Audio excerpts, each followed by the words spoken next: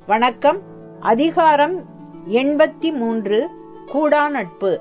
நட்பு போல செய்து உள்ளத்து ஒன்றாத நட்பு என்பது பொருள். குறள் எண் 821. சீரிடம் காணின் எரிதற்குப் பட்டடை நேரா நிறந்தவர் நட்பு. பட்டடை பட்டுதல், அடித்தல். பட்டுதற்கு அடிப்பதற்கு அடையாக இருக்கும் கல் பட்டடைக்கல். பொருளை தாங்குவது போல தோன்றும், அதன் மேல் வைத்த பொருளை வெட்டும். மனம் ஒன்றாமல் புறத்தே வேறுபாட்டோடு செயல்படுபவனின் நட்பு தாங்குவது போல வெட்டுவதற்கு உதவி செய்யும் பட்டடைக்கல் போன்றது. அழிப்பதற்கு இடம் கிடைத்தால் நண்பன் என சொல்லிக்கொண்டு நண்பனை அழிக்கும் போலி நட்பு. குறள் எண் 822. இனம் போன்று இனமல்லார் கேண்மை மகளிர் மனம் போல வேறுபடும். நண்பன் போல இருந்து கொண்டே நண்பனாக இல்லாது இருப்பவன். முகம் நக நட்பு செய்து அகம் நட்பு செய்யாதவன். நட்பு பொருள் பெண்டிர் மனம் போல மாறுபடும் தன்மை உடையது ஆகும். குறள் எண் 823. பல நல்ல கற்ற கிடைத்தும் மனம் நல்ல ராகுதல் மாணார்க்கு அரிது. மாணார் மாண்பு இல்லாதவர், மாட்சி இல்லாதவர். நல்ல நூல்களை கற்றறிந்தவர் ஆன போதும் நல்ல மனம் உடையவராதல் மாட்சிமை அடையாதவருக்கு, மாண்பு இல்லாதவருக்கு இல்லை. கற்ற கல்வி மனதை செதுக்கவில்லை. எனவேதான் மேன்மைப்படுவாய் மனமே என சிந்தனை கவி வேண்டுதல் வைக்கின்றான். குறள் எண் 824. முகத்தின் இனிய நகா அகத்து இன்னா வஞ்சரை அஞ்சப்படும். கூடா நட்பு கொள்ளக்கூடாது. நேருக்கு நேர் முகத்தால் சிரித்து இனிக்க இனிக்க பேசி உள்ளத்தில் அகத்தில் இன்னாது நினைக்கும் தீமையை நினைக்கும் வஞ்சக நட்புக்கு அஞ்ச வேண்டும். அகத்துள் ஒன்று புறத்துள் ஒன்றாக வாழ்பவர் நட்பு வேண்டாம் என்கிறது கூடாத நட்பு. குறள் எண் 825. மனத்தின் அமையாதவரை எனைத்து ஒன்றும் சொல்லினால் தேரல் பாற்று அன்று. அமையாதவர் பொருந்தாதவர். மனதளவில் நட்பு செய்யாமல் பழகுபவரை மனம் வேறு செயல் வேறாக இருக்கும் நண்பருடைய சொல்லை நம்பி எந்த ஒரு செயலையும் செய்ய தெளியக்கூடாது. பொய் நட்பு கொண்டவன் சொல்லை நம்பக்கூடாது என்பது பொருள். குறள் எண் 826.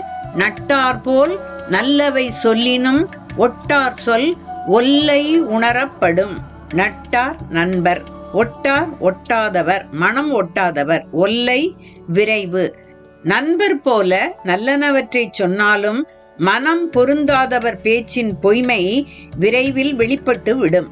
ஒட்டார் சொல்லுக்கும் நட்டார் சொல்லுக்கும் வேறுபாடு உண்டு. நல்லவர் சொல்லுக்கும் நல்லவர் போல் பேசுபவர் சொல்லுக்கும் வேறுபாடு உண்டு என்பதை உணர்த்துகின்றது இக்குறள். குறள் எண் 827. சொல் வணக்கம் ஒன்னார்கண் கொள்ளற்க. வில் வணக்கம் தீங்கு குறித்தமையான். இரண்டும் வணக்கம்தான். ஆனால் இரண்டையும் வள்ளுவன் இணைத்து கூடா நட்பில் காட்டும் பாங்கை கேட்போமா? சொல் வணக்கம் பணிவு சொல், வில் வணக்கம் வளையும் வில். சொல் வணக்கம் யாரிடம் எப்பொழுதும் எங்கும் தீமை தரும் என்பதை எடுத்துரைக்கிறது இக்குறள். வில்லின் வளைவு என்பது தீமையை குறிக்கும், துன்பம் தரும். அதுபோல பகைவரின் பணிவான சொற்களும் பகைவரின் சொல் வணக்கமும் தீமை தரும். குறள் எண் 828. தொழுத கை உள்ளும் படை ஒடுங்கும். ஒன்னார் அழுத கண்ணீரும் அனைத்து. தொழுத தொழுதல் வணங்குதல், படை சேனை, ஒன்னார் பகைவர்.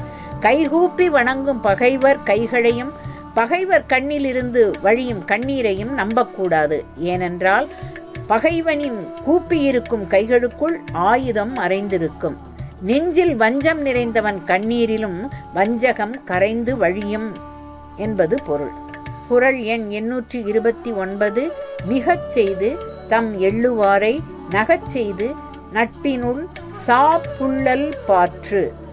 சாப்புள்ளல் சாகும்படி, சாவ என்பது பொருள். புறத்தில் மிகவும் நட்பு செய்து நேரில் பார்க்கும் பொழுது மிக மிக நண்பன் போல காட்டிக்கொண்டு அகத்தில் மனத்தில் இகழ்ச்சி செய்பவரை நாமும் அவ்வாறே செய்து நட்பிலிருந்து விலக வேண்டும். அந்த நட்பை நீக்கிவிட வேண்டும். கூடா நட்பை சாக விடுவது அறம் என்கிறது வள்ளுவம். குறள் எண் 830. பகை நட்பாம் காலம் வருங்கால் முகம் நட்டு அகம் நட்பு ஒரீஇ விடல். ஒரீஇ விடுதல் என்பது பொருள். பகைவர் நண்பராகும் காலம் வரும். அப்பொழுது அப்படியே ஒட்டி உறவாடக்கூடாது. முகத்தளவில் நட்பு கொண்டு மனத்தளவில் சற்று தள்ளியே நிற்க வேண்டும்.